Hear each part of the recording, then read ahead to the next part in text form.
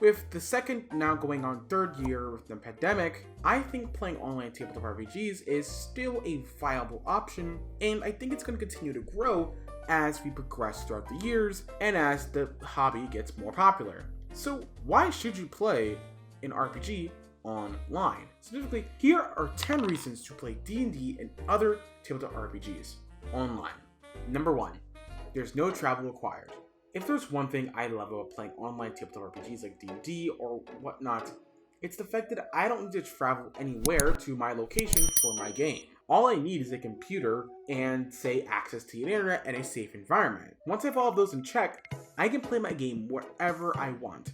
Whether I'm in, say, one city like all the way on the West Coast, or on the East Coast, or in Western Europe, or Asia, or wherever have you. Ultimately, having an online game allows for more flexibility in travel rather than being restricted to a location. Plus, the ease of internet allows you to do research on any kind of game, and you're not limited to what's around you in the space you're in.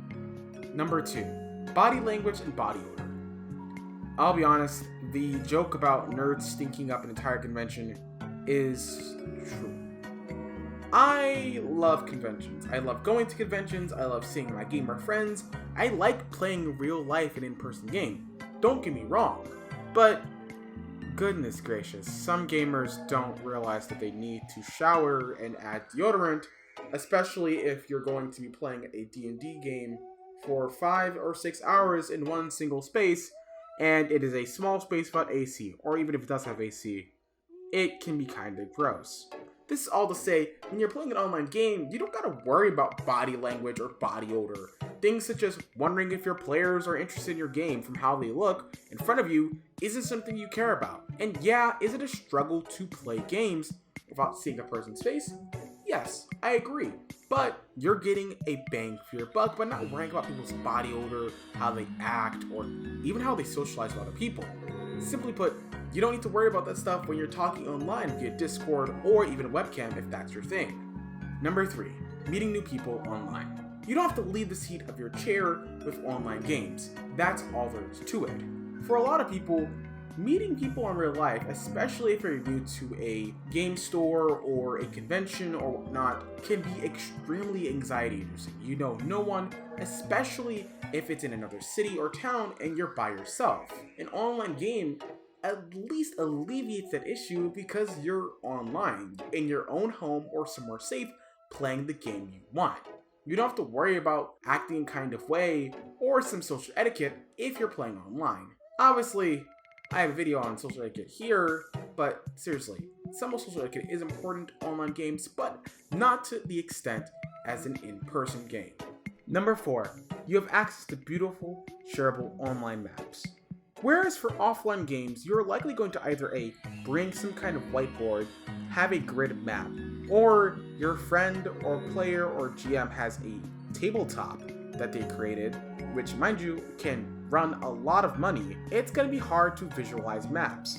And games like Dungeons & Dragons require specific metrics, 30 feet, 40 feet, 50 feet, 60 feet for spells and actions. So that can be difficult, and for many other RPGs, I'm sure, also have similar metrics. Of course, it depends on the game, but generally speaking, having maps is kind of important, especially for combat encounters.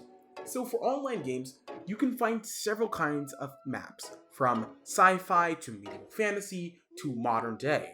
No matter what you're looking for, there is something for you, and when all else fails, you can also create your own maps. So overall, playing online allows you the option to create loads of different maps or use loads of different maps from all places on the internet. Number 5, online virtual tabletops are everywhere. There's no end to the amount of online virtual tabletops you can find. From Roll20 to Fantasy Grounds to Tabletop Simulator, they are all over the place. All you have to do is just simply look for them and you'll be there. Seriously, Roll20 is what I use for most of my games, but I've also used Fantasy Grounds as well, and I've also used some others as shown here. Number 6, cost might be cheaper. I think if you're playing an online game, it's going to be a lot cheaper. Not only are you saving time from not traveling, but you also don't need to buy loads of materials.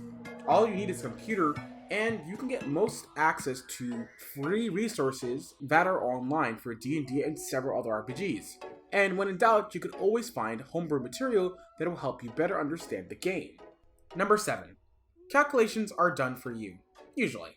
For RPGs, there's a lot of rolling involved, but for many games, there are simplified ways to roll for characters, and in D&D, there is a lot of ways. From dice bots on Discord, to character generators, to Charactermancer on Roll20, or just on the PHP, you can find loads of resources online on how to roll a character. There's no end to the amount of resources online for you to roll a quick character within half an hour to an hour to even less time. So, online games allows for that, whereas if you're in an in-person game, you might need to take a little bit more time. Now, obviously, if you're playing a game with other people, you might want to create your character with other people around, but generally speaking, it will be easier, faster online. Number 8. Physical space is not a problem. For offline games, you might need a DM screen, a physical table, and you need to lug that stuff around with you, including books and other resources when you're traveling to a game. While that might not seem like too much work, imagine doing that after work, or doing that after a workout, or doing that after something that was super tenuous, or maybe you're just chilling at home. That becomes a problem. Or what if you're trying to find a place to put all the materials? That's kind of annoying to find a place to put all of your books, all of your notes, and everything in one particular location, especially if you have trouble putting things in one particular place, or you're just unorganized. Regardless, physical space is not an issue when you're playing an online game. You have the internet and loads of other resources to store files and documents related to your game. So, I think it's a +1 when you're playing online. You don't gotta worry about managing as much physical material than if you were playing an offline game. Number 9. There's a place for everyone on the internet. And the best part about that is with RPGs, you can find the game wherever you want with whatever kind of people. Maybe you're looking for an LGBTQ plus affirming group. Heck yeah, there's plenty of those too. Whatever the case is, there is a game for everyone, and I think that's a potential for greatness. Whereas if you're going to your local game shop, that might be more difficult. Or what if you live in a small rural town? Then you're limited to the people around you, maybe your friends and family. Whereas online, you have the potential to meet thousands upon thousands of people. Obviously an exaggeration, but what I mean is that there's no end to the amount of people you can meet, and there's a platform for every kind of game out there, and of course, especially Dungeons & Dragons. And finally, number 10. Folks want something different. Offline games provide a unique and even fun experience that online games don't. But at the same time, online games also do that, just differently.